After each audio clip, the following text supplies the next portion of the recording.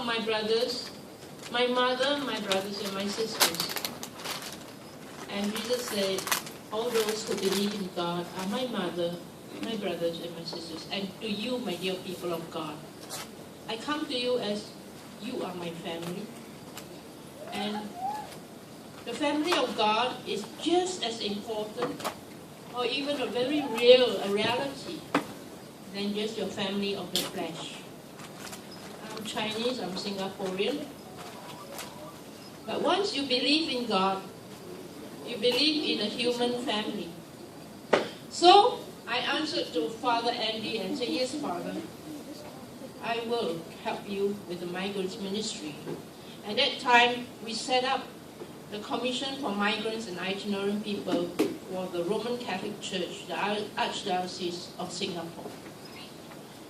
But Father Andy, after a year, or a few months later after we set up this commission, he was very sick. He had kidney failure. He had to return back to Manila. When he returned back to Manila, I was left alone without a spiritual director. When Father Andy left the commission, a number of volunteers who were the ardent followers of Father Andy also left. So I was suddenly left with a baby, that I looked at this baby and said, my goodness, where's the father, you know? The father has gone to Manila. And I became a single mother of this commission. In the year 1998, we started this ministry. 1999, I went to Manila for a conference. I was still groping in the dark as to how this ministry can grow. But in that 1 year, I have done some work. And at that time, we were campaigning for a day off for domestic workers. I remember going to different churches to talk at the pulpit and talk about that it is so fundamental. The Sunday off is a right of all Filipino domestic workers because most of you are Christians. The freedom to worship, the freedom to give praise and thanks to your God on a Sunday. It is the Lord's day. Remember to keep the holy day, the Sabbath day. It's the third commandment, the 10 commandments. And I spoke at that time, how many years ago? More than 10 years ago. And only in 2013 that the Ministry of Manpower, after more than 10 years, decided to make it a law for domestic workers to have a weekly day off. You know, dear people of God, the journey, walking the journey with God is a long one. And you have to have much faith to continue this journey. So when I went to Manila in the year 1999, I met with Father Andy one more time. Though he was very sick, he wanted to meet me at the airport. And you know what Manila is like, the traffic jam and all. And Father Andy came, sick as he was with kidney problems. He came to meet with me.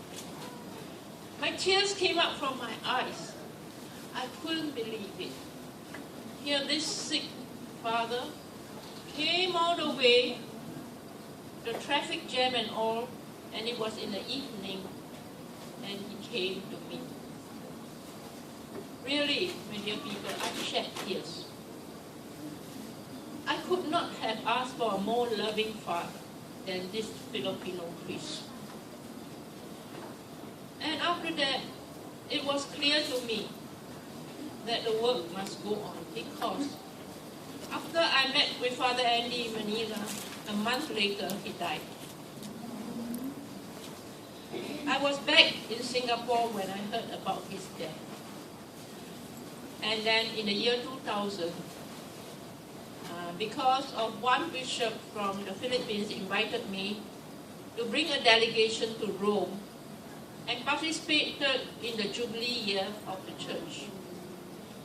So the Jubilee year of the church, the Holy Father will celebrate the Jubilee of migrants and itinerant people on 4th of June. I brought 50 domestic workers with me to go to Rome. I don't know much about Italy or Rome. I visited Rome 2 times just before the trip. I recce the place. I went with my husband. I went to recce the place, the dormitory where we can sleep, where we can eat, and make all the arrangements. 50 domestic workers went with me. Mostly Filipinos, and we had some Sri Lankans. Few. One Filipina spoke to me. Her name is Paulina Olinda, and now she is in Canada. She said, "Sister, I never would have thought that I can come to Rome.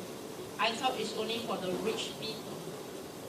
But here I am in Rome." She said, "It's incredible."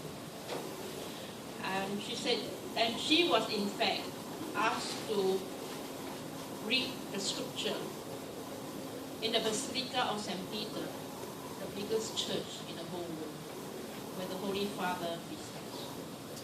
Paulina had that opportunity because God used me as the instrument to make the way. In 3 months, we raised $40,000 for the trip. So those who went to Rome with me only had to pay $800 for a 2-week stay in Rome and visit other parts of Italy, including Florence, Assisi, and Naples. It was a miracle. Amazing. Isn't it? Yes. Awesome. And I remember the 50 people who told me, "Sister, you must do another trip.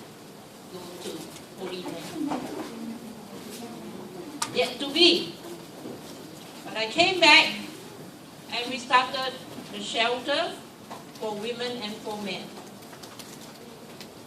There was a Sri Lankan domestic worker who came to me for help. She almost wanted to kill herself because her employer was sexually harassing her. She said, "If you have not come, I would have killed myself." And she came to our house, the shelter, and I teach them to pray.